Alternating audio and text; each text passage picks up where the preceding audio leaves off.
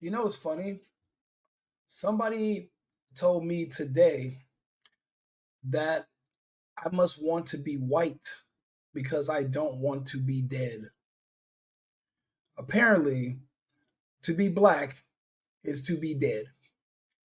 To be killed by another black person laying in the street, that's what it means to be black. And because I'm trying to avoid that and help others navigate and stay alive as well, I must want to be white.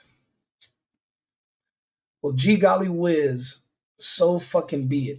I don't even think that's an insult anymore. Not in today's climate. I would prefer life than to be cool or considered cool by you fucking monsters. Charlie Kirk wasn't lying about you, by the way. Black people are only 13% of the population, yet they commit 55% of the murders. Why? First of all, that's a blatant lie, and Charlie Kirk knew this. Black people account for 13% of the population and 51% of the arrests for murders. 51%. So, so what this lying piece of shit, sassy coach, whatever, what he's trying to tell, this is what he's implying, is that police are mistakenly profiling and just arresting people for murders that are innocent, that didn't do it. They were just actually on their way to engineering class or on their way to do a surgery because, of course, they're all doctors and engineers, right? So the police they do arrest 55% of the people for murders are blacks, but they're not convicted. That's what he's going to say. So what he's basically like, again, he's saying that the police are accidentally or racially profiling and just mistakenly arresting people for murders that they didn't commit.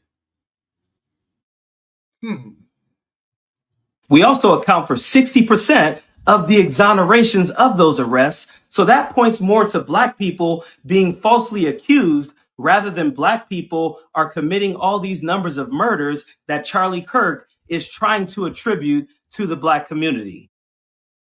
Now, mind you, these murders, 55% of them, 90 plus percent, over 95% of those murders are of other black people. See, when you lie and you're disingenuous and you make up stuff to skew the numbers to portray yourself as being not a monster but a saint, you're actually endangering your own community. You're endangering your own people. Monsters are real. Sometimes there really are monsters under your bed and in your closet. Fortunately, I live in a state where I have guns.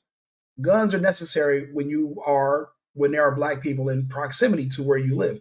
That's really the only reason why we necessarily even need guns still in 2025 or even law enforcement, is because there are going to be black people like this man who are going to make excuses for others so that when they come out to rob and kill you, he's going to lie. Can I say that I was not also all part of the problem? No, I cannot. I myself am from Los Angeles. Used to run, do a lot of stuff, etc. You know what's funny? I used to actually have a t-shirt that I used to wear, right? It used to say, "Stop snitching" on it. Stop snitching. What that implies is that if I see someone commit a murder, don't tell. If I see someone rape someone, don't sell. If I see a child molester hurting a kid, for me to go to court and to point out and say, I seen that man hurting that kid, molesting that kid, then that is still technically all under the umbrella of snitching. Now, at the time, I thought snitching is, don't tell your friends if they steal a car or if your friend is selling weed. No. It encompasses everything. I mean, most criminals are multifaceted. If you're a murderer, I don't think you would have any problems with molesting children, raping, stealing. I don't think you're going to say, murder's where I draw the line. I'm not going to do anything else. They're usually multifaceted. So, I was asking someone, and we had a philosophical conversation. We were saying that if snitching culture wasn't a thing, how many of our friends and family would still be alive? How many of our friends and family members were killed by a repeat offender that had someone snitched on them? They would have been in prison and they wouldn't have been free in the wild, in the world, and hurt or killed one of our family members or our friends. The stop snitching culture that I helped promote is the reason why there are 60% of those murder arrests ended in exoneration, because we would not show up to testify against those people. It's not because they were innocent, it's because of a technicality. Technically, if there's no one that shows up, then you're really not going to be able to get a conviction. It doesn't mean you didn't do it. That means nobody was willing to snitch on you, because snitch culture in the Black community is stronger than rape culture. It outweighs child molestation. It eclipses murder.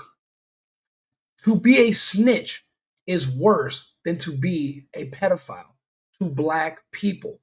Do you fucking understand the type of monsters that have been created from the Stop Snitching campaign? This does not take deep thought. Sir Isaac Newton did not need to get an apple that fall on his head to say, oh, wow, maybe stop snitching is why so many Black people have been exonerated. That wasn't required.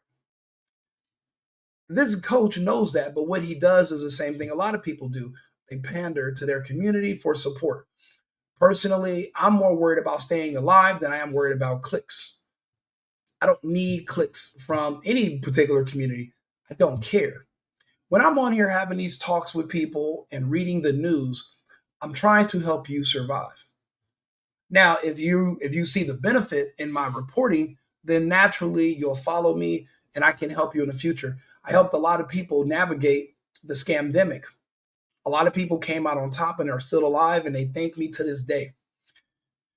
But I only could save those who I could. I couldn't save the rest.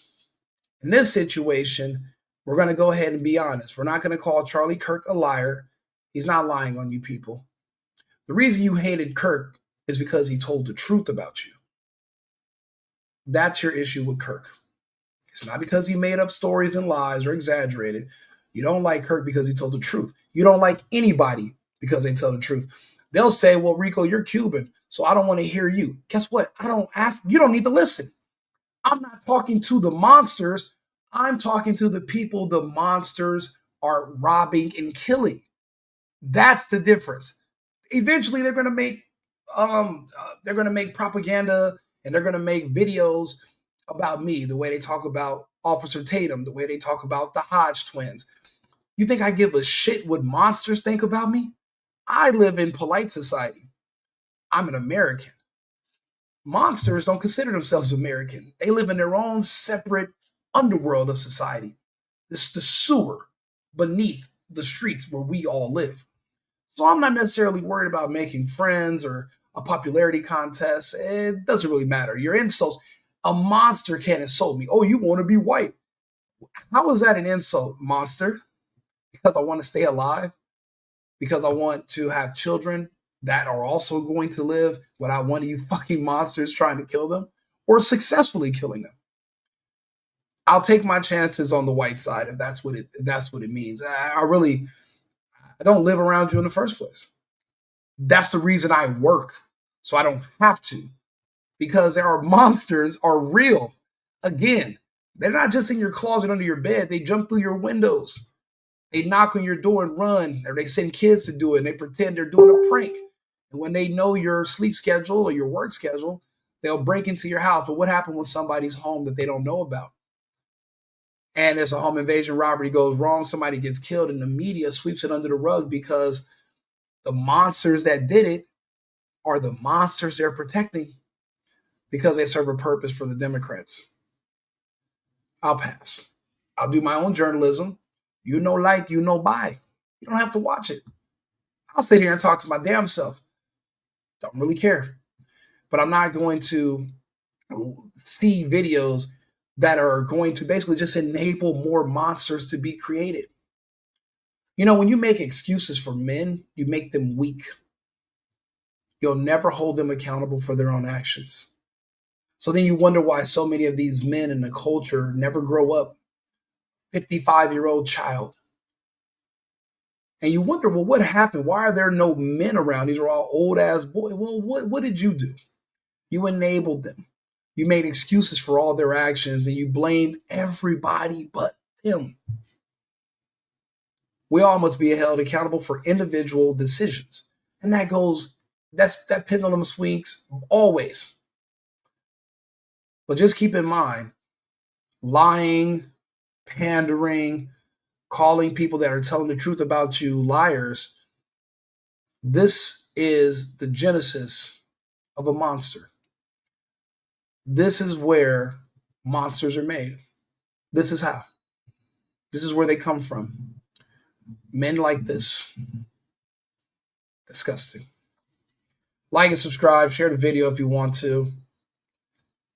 I'd rather be white and alive than black and dead. Fuck it.